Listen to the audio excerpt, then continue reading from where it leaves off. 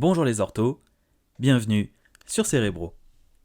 Ce tips vous propose une démonstration de la passation des lignes de base sur l'application Cérébrolex.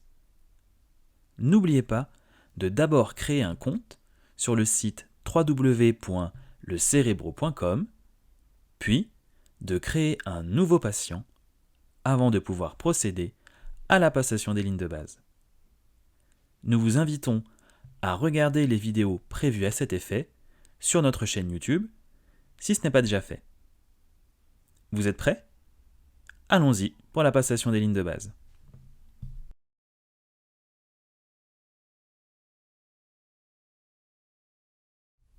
Avant de commencer, sachez que l'ensemble des informations données dans cette vidéo peut être consulté dans le manuel d'utilisation de Cérébrolex, téléchargeable dans les documents complémentaires, juste ici.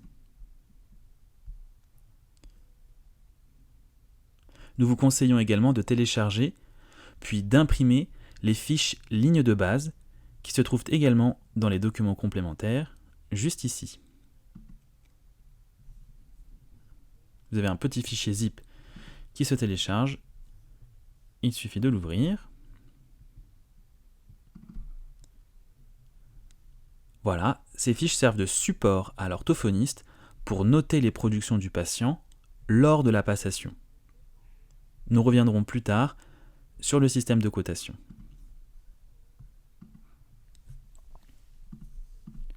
Lorsque vous avez créé un nouveau patient, ce dernier est affiché dans l'interface « Mes patients ». Cliquez sur « Mes patients » et nous arrivons dans l'interface. Votre patient y est affiché et vous pouvez consulter les détails de sa fiche sur la petite icône juste ici de l'œil noir. Vous pouvez également choisir d'archiver le patient. Pour le désarchiver, rien de plus simple, rendez-vous sur le bouton « Patient archivé » en haut à droite, sélectionnez l'œil noir du patient archivé et cliquez sur « Restaurer ». On reclique sur « Patient archivé », le voici. Il est à présent visible sur l'interface « Mes patients ». Sachez qu'il est également possible d'ajouter un nouveau patient depuis l'interface « Mes patients » en cliquant sur le bouton « Nouveau patient » en haut à droite, juste ici.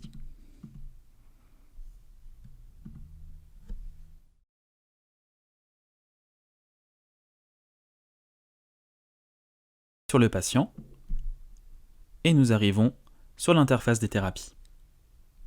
Choisissez la thérapie pertinente pour votre patient. Pour ce faire, les petits points d'information vous donnent une explication rapide des thérapies. Passez simplement la souris dessus. Pour des explications plus approfondies, nous recommandons vivement la consultation du manuel théorique que vous pourrez trouver dans la partie matériel de votre espace personnel sur le site Cérébro. Nous cliquons par exemple sur la thérapie des triplets et nous arrivons sur l'interface des lignes de base et de la thérapie des triplets.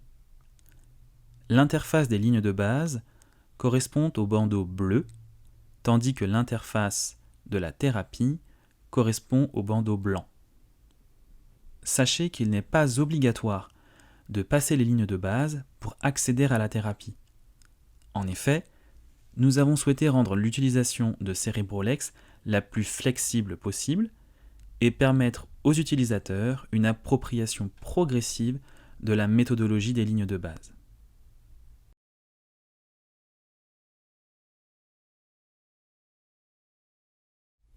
Vous pouvez observer que l'interface des lignes de base propose la passation de lignes de base pré-thérapeutiques, post-thérapeutiques et à distance. L'interface des lignes de base personnalisées permet de créer et d'utiliser ses propres lignes de base plutôt que celles établies par Cérébrolex.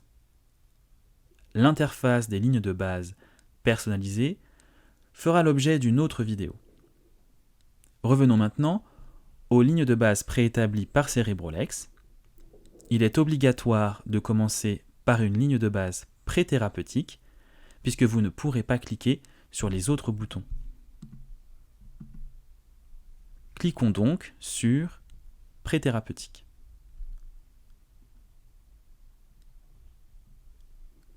Conformément à la méthodologie empruntée au SCED, le Single Case Experimental Design, un design de recherche scientifique particulièrement adapté aux études de cas uniques, l'application propose la passation d'une liste d'items non entraînés, qui se compose de 33 items,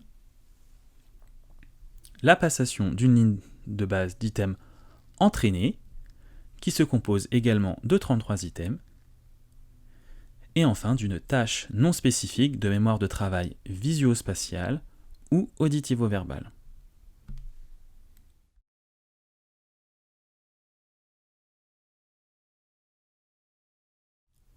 Commençons par la passation de la ligne de base pré-thérapeutique item non entraîné. Cliquez sur Démarrer. Avant de commencer, il s'agira donc de donner la consigne au patient. Nous vous renvoyons une nouvelle fois au manuel théorique disponible dans la rubrique matériel du site.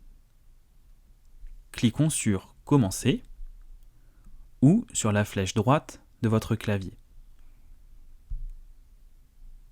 Cela déclenche un chronomètre non visible sur l'interface pour ne pas gêner le patient. Le patient dénomme l'image et en fonction de sa réponse, l'orthophoniste clique sur la flèche de droite, ici, si la dénomination est un succès, ou sur la flèche de gauche, juste ici, si la dénomination est un échec. Pour bus, considérons que le patient réussit et cliquons sur la flèche de droite. Le chronomètre s'arrête, ce qui laisse le temps à l'orthophoniste de noter les productions du patient sur la fiche ligne de base que vous aurez téléchargée au préalable dans les documents complémentaires. Pour rappel, il s'agit de cette fiche-ci. Puis, nous cliquons sur Continuer ou sur la flèche droite du clavier. Le chronomètre se déclenche à nouveau et le patient doit dénommer verrue. Cette fois-ci, le patient se trompe et nous cliquons sur la flèche gauche ou sur la flèche gauche du clavier pour plus de discrétion. À nouveau, l'orthophoniste peut renseigner les productions du patient puisque le chronomètre s'arrête entre chaque image. Il est indiqué le nombre d'items déjà effectués, ici 2 pour bus et verrue. Notez qu'il est possible de quitter la passation des lignes de base en cliquant sur la petite croix grise dans le coin supérieur gauche. L'application enregistre le dernier item présenté au patient et permet de reprendre à l'endroit même où nous nous étions arrêtés. Recliquons donc sur Démarrer, puis Continuer. Nous reproduisons exactement la même procédure en fonction de la réussite ou de l'échec du patient. Notez que la légende en bas à droite est à titre indicatif et qu'il ne s'agit pas de bouton. Vous ne pouvez pas cliquer dessus pour indiquer une bonne ou une mauvaise réponse. Pour valider une bonne réponse ou une mauvaise réponse, il faut bien cliquer sur les flèches de droite et de gauche ou sur les flèches droite ou gauche de votre clavier. Nous procédons à présent très rapidement à la passation puisque la procédure est toujours la même.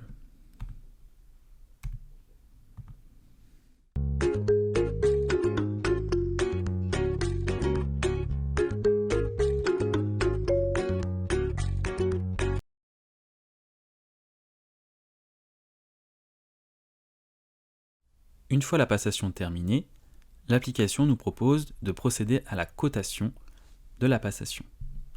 Cliquez donc sur le bouton « Coter la passation ». Nous arrivons sur l'interface de cotation. Sachez qu'il n'est pas obligatoire de coter immédiatement après. L'application laisse la possibilité de reprendre plus tard cette cotation sans le patient. Pour cela, cliquez sur la petite croix grise en haut à gauche, juste ici, et non sur le bouton « Enregistrer et quitter ». C'est très important car le bouton « Enregistrer et quitter » permet l'enregistrement définitif des résultats et ne vous permet pas d'y revenir. Je clique donc sur la croix en haut à gauche. Nous retournons dans l'interface des lignes de base. Et si nous souhaitons retourner plus tard à la cotation, nous cliquerons sur « Démarrer » au niveau des items non entraînés. Coter la passation à nouveau. Et nous sommes revenus sur le tableau de cotation. Pour le détail de la cotation, nous vous renvoyons une nouvelle fois au manuel théorique de Cerebrolex qui explique point par point les comportements verbaux et langagiers des patients. Lors de la passation des lignes de base, vous avez cliqué soit sur la flèche de droite, soit sur la flèche de gauche pour indiquer une réussite ou un échec. Le tableau de résultats cote alors automatiquement la réussite dans la colonne verte en réussite immédiate et l'échec dans la non-réponse. Cependant, afin d'affiner le profil phaséologique de votre patient, il est à présent possible de coter et de préciser les comportements verbaux. En effet, grâce à la fiche ligne de base sur laquelle vous avez noté les productions du patient, nous pourrons affiner la cotation et ainsi définir, lors d'une réussite, si cette réussite était bien immédiate ou avec un délai de 5 secondes. Pour l'échec, nous pourrons confirmer si l'échec était bien dû à une non-réponse ou bien alors à une paraphasie, une dénomination vide, une réponse non verbale ou une persévération. Enfin, il est également possible d'observer les autocorrections. En effet, la cotation de Cerebrolex prend en compte la dernière réponse donnée par le patient. Il sera important de le garder en tête afin de coter consciencieusement le tableau. Vous pouvez observer qu'il y a également une dernière colonne, la colonne stratégie, où les conduites d'approche, les circonlocutions et les modalisations peuvent également être prises en compte. Notez bien que pour la réussite, vous ne pouvez noter qu'un seul des comportements, soit immédiat, soit avec délai, ce qui est plutôt logique. C'est également le cas pour les échecs. Toutefois, pour la colonne stratégie, vous pouvez noter et cocher plusieurs stratégies. Votre patient peut donc avoir une réussite immédiate, ou une réussite avec délai par exemple, qui a conduit avant à une conduite d'approche, une circonlocution et une modalisation. Une fois la cotation effectuée, vous pouvez exporter les résultats en fichier PDF. Cliquez sur « Exporter ».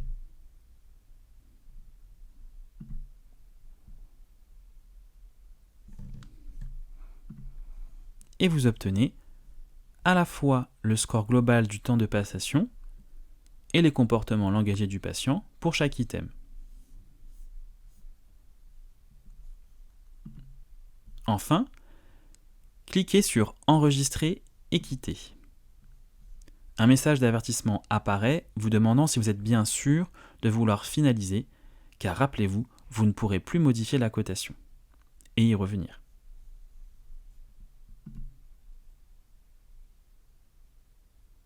Nous revenons à présent sur l'interface des lignes de base. Vous observez que la ligne de base pré-thérapeutique item non entraîné a disparu puisque nous avons effectué la passation, la cotation et que nous avons enregistré définitivement. Nous répétons la même procédure pour la ligne de base pré-thérapeutique item entraîné.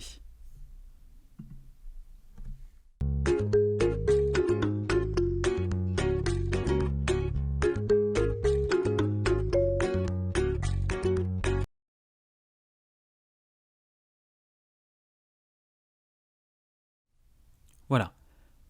Nous avons donc passé la ligne de base préthérapeutique, item entraîné, et nous passons à présent à la tâche non spécifique. Vous ne pourrez faire passer qu'une seule des deux tâches à votre patient. Il s'agira de choisir la tâche visio-spatiale si votre patient a un déficit sensoriel auditif, ou la tâche auditivo-verbale si votre patient a un déficit sensoriel visuel.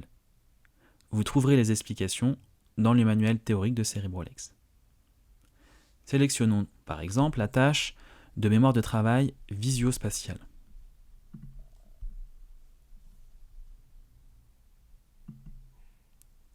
Nous donnons la consigne au patient, disponible dans le manuel théorique, et nous démarrons.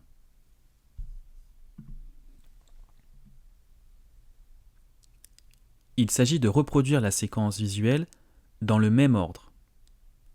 Nous commençons avec un empan de 2 et le patient aura 3 essais.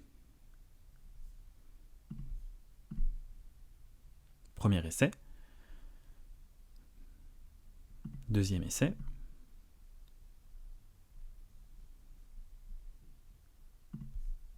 Troisième essai. Lorsque le patient commet 2 erreurs sur les 3 essais, l'empan s'arrête. Toutefois, s'il réussit 2 essais sur les 3, l'empan est augmenté de 1. Ici, nous avons réussi les 3 essais. Nous passons donc à présent à un empan de 3, avec toujours 3 essais.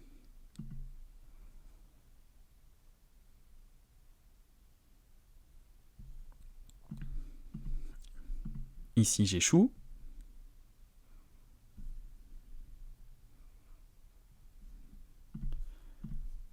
Là, je réussis.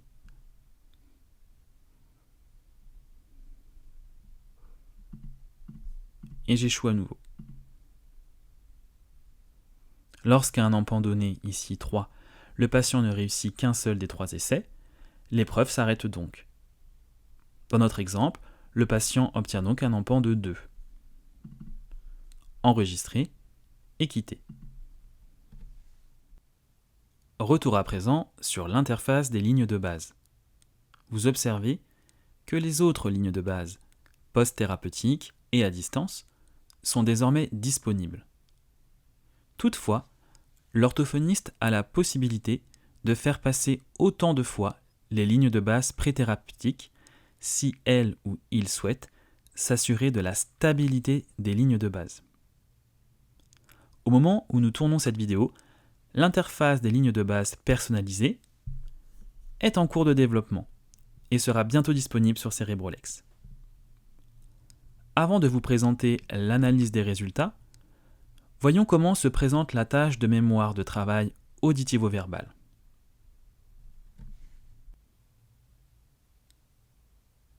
Nous donnons la consigne au patient, toujours selon le manuel théorique. Le patient doit alors écouter une suite de chiffres. Lorsque la séquence est terminée, 4 chiffres apparaîtront à l'écran et le patient devra cliquer ou désigner le xème chiffre selon la consigne. Regardons l'exemple. Cliquez sur lecture. 3, 8, Quel était le deuxième chiffre? 8. 9, 2,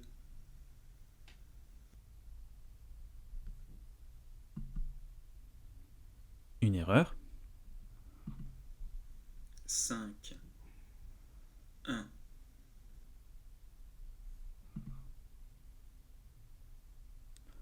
Tout comme l'épreuve de mémoire visio-spatiale, nous commençons à un empan de 2. Le patient a comme, pour la tâche donc visio-spatiale, 3 essais. Lorsque 2 essais sur 3 sont corrects, l'empan est augmenté de 1. Dans l'exemple de cette vidéo, nous passons donc à un empan de 3 avec toujours 3 essais. 7, 0, 5,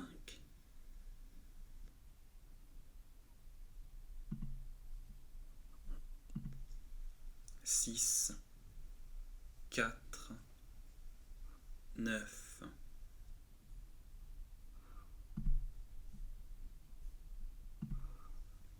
2, 8, 1.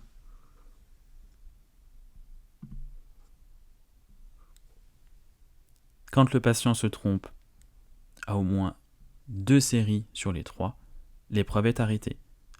L'empan est donc de 2, enregistré et quitté.